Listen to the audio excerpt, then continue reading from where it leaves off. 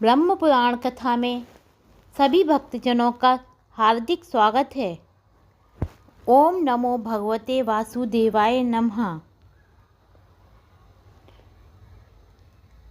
उसने वैवाहिक मंत्रों में विघ्न डालकर दूसरे की पत्नी का अपहरण कर लिया। बाल स्वभाव, कामासक्ति, मोह, साहस और चंचलतावश उसने ऐसा कुकर्म किया था। जिसका अपहरण हुआ था वह उसके किसी पूर्ववासी की ही कन्या थी। इस अधर्म रूपी कांटे के कारण कुपित होकर त्रयारुण ने अपने उस पुत्र को त्याग दिया। उस समय उसने पूछा, पिताजी, आपके त्यागने पर मैं कहाँ जाऊँ? पिता ने कहा, ओ कुल कलंक, जा चांडालों के साथ रह। मुझे तेरे जैसे पुत्र की आवश्यकता नहीं। यह सुनकर वह पिता के कथनानुसार नगर से बाहर निकल गया। उस समय महर्षि वशिष्ठ ने उसे मना नहीं किया।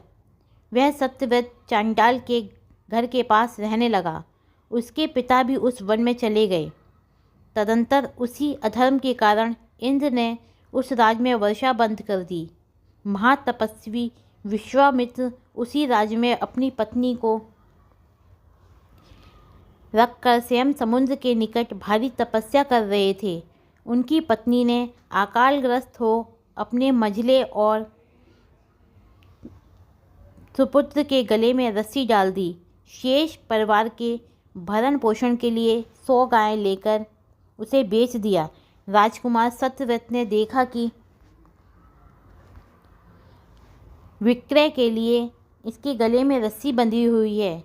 तब उस धर्मात्मा ने दया करके महर्षि विश्वामित्र के उस पुत्र को छुड़ा लिया और स्वयं ही उसका भरण पोषण किया। ऐसा करने से उनका उद्देश्य था महर्षि विश्वामित्र को संतुष्ट करके उनकी कृपा प्राप्त करना। महर्षि का वह पुत्र गले में बंधन पड़ने के कारण महातपस्वी गालव के नाम से विख्यात हुआ। ओम नमो भगवते वासुदेवाय नमः।